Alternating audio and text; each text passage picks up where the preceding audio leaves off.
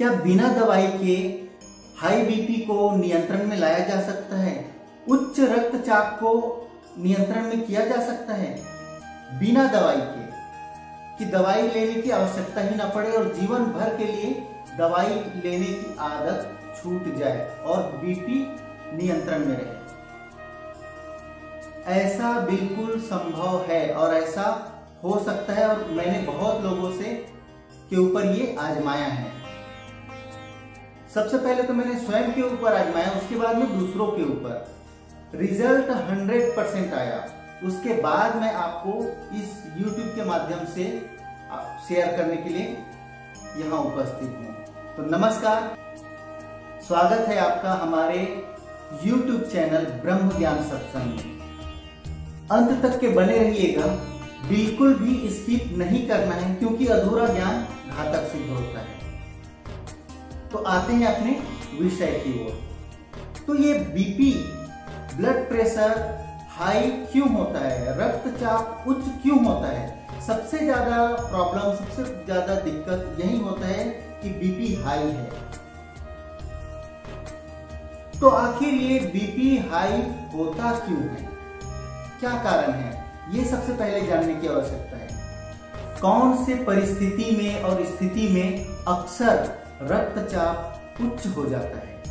तो सबसे पहला कारण है क्रोध। क्रोध में अक्सर बीपी हाई होता है, रक्तचाप उच्च हो जाता है, दिल की धड़कनें बढ़ जाती है। और दूसरा कारण है डर, घबराहट। इसमें आपका धड़कन अपने आप तेज हो जाते हैं।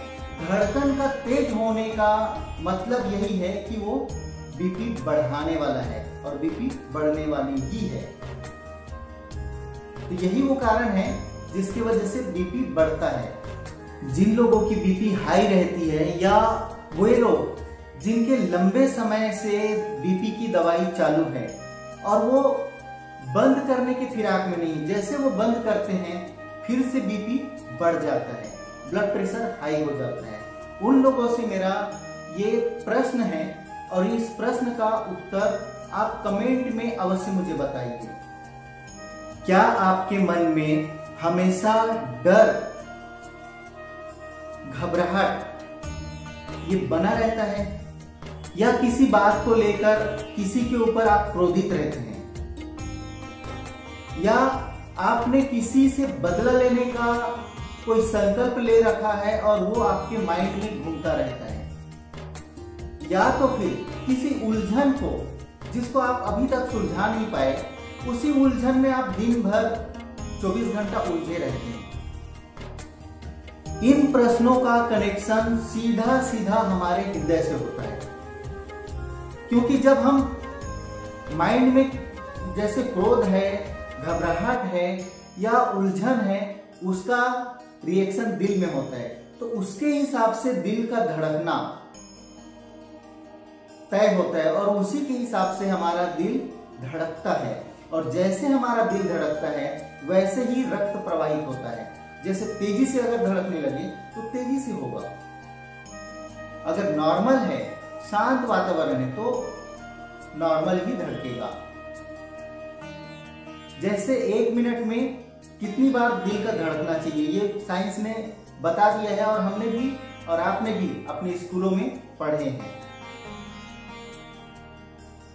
लेकिन जो स्थिति और परिस्थिति हम अपने मन में तैयार करते हैं, अपने मन के वातावरण में जो तैयार करते हैं, उसके अनुरूप लेकर हमारा हृदय धड़कता है, हमारा दिल धड़कता है और वही कारण बन जाता है कि बीपी लो होगा या मीडियम रहेगा या उच्च रहेगा, यानी हाई हो जाएगा। सही है ना? जिस तीव्रता से हमारा हृदय धड़कता है, दिल धड़कता है, उसी तीव्रता से हमारे शरीर के अंदर रक्त प्रवाह होता है। अब प्रश्न आता है, इस समस्या का समाधान कैसे करें? अगर इस समस्या का समाधान नहीं निकाल पाते तो जीवन भर बीपी की दवाई खानी पड़ेगी। कई लोगों को तो मरते दम तक की इसकी दवा लेनी पड़ी है। आज मैंने जो टेक्निक आपको बताने जा रहा हूं वो सबसे पहले तो मैंने खुद के ऊपर, उसके बाद में कईयों के ऊपर इसका आजमाइश किया है। रिजल्ट बिल्कुल 100%, 100% आया। इसके वजह से मैंने आज ये सोचा और ये डिसाइड किया कि क्यों ना इसको YouTube पर बताया जाए, ताकि अन्य किसी और लोगों को इसका लाभ मिल सके और उनको भी बीपी की दवा आसानी से कैसे छोड़ दिया जाए, इसका समाधान मिल जाए। तो आते हैं अपने मेन उद्देश्य की ओर, मेन मकसद की ओर। तो इसके लिए करना क्या है, आपको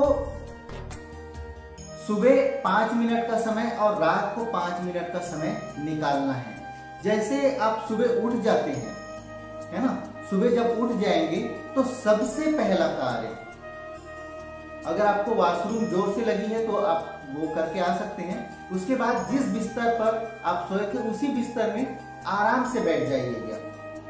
रीढ़ की हड्डी सीधी होनी चाहिए, आंखें बंद कर लीजिए और उसके बाद में आपको 3-4 बार लंबी लंबी सांस लेकर आराम से छोड़ देना है।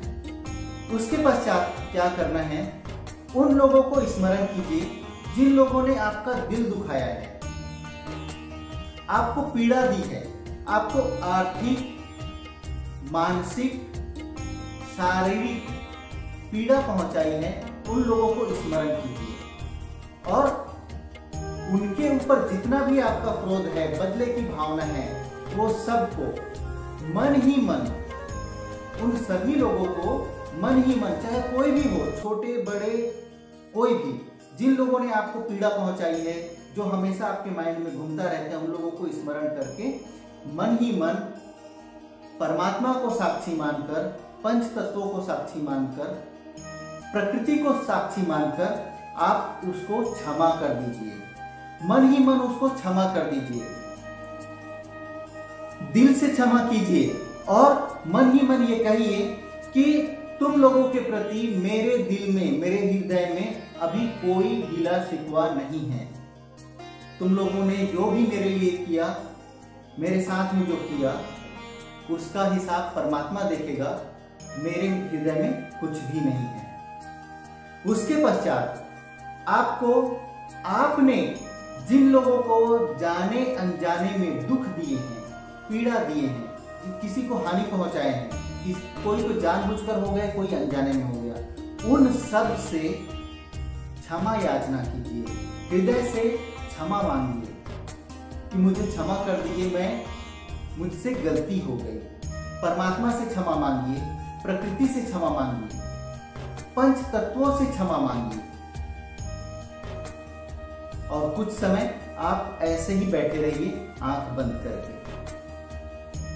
अब स्वस्थ शरीर और सुंदर मन की कामना करते हुए परमात्मा का, पंच तत्वों का, प्रकृति का, संसार का आभार व्यक्त कीजिए। थैंक यू बोलिए, धन्यवाद बोलिए। मन ही मन ये सब कार्य करना है।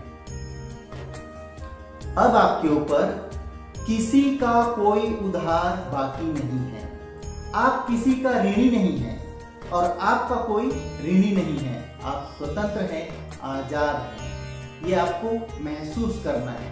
उसके बाद में आपको मुस्कुराते हुए, धीरे धीरे मुस्कुराते हुए आप अपनी आंखें खोल सकते हैं। इस क्रिया को आपको सबसे पहले तो सुबह उठते ही करना है और रात को सोने से पहले। सुबह जो आप ये क्रिया करेंगे, इसका असर आपका दिन भर रहेगा और आपका हृदय कंट्रोल में रहेगा। आपका दिल के पास में ये मैसेज पहुंच जाएगा कि सब कुछ ऑल इज वेल है, सब कुछ ठीक है। तो ये दिल आराम से, जैसे आप चाहते हैं वैसे धड़कना स्टार्ट हो जाएगा।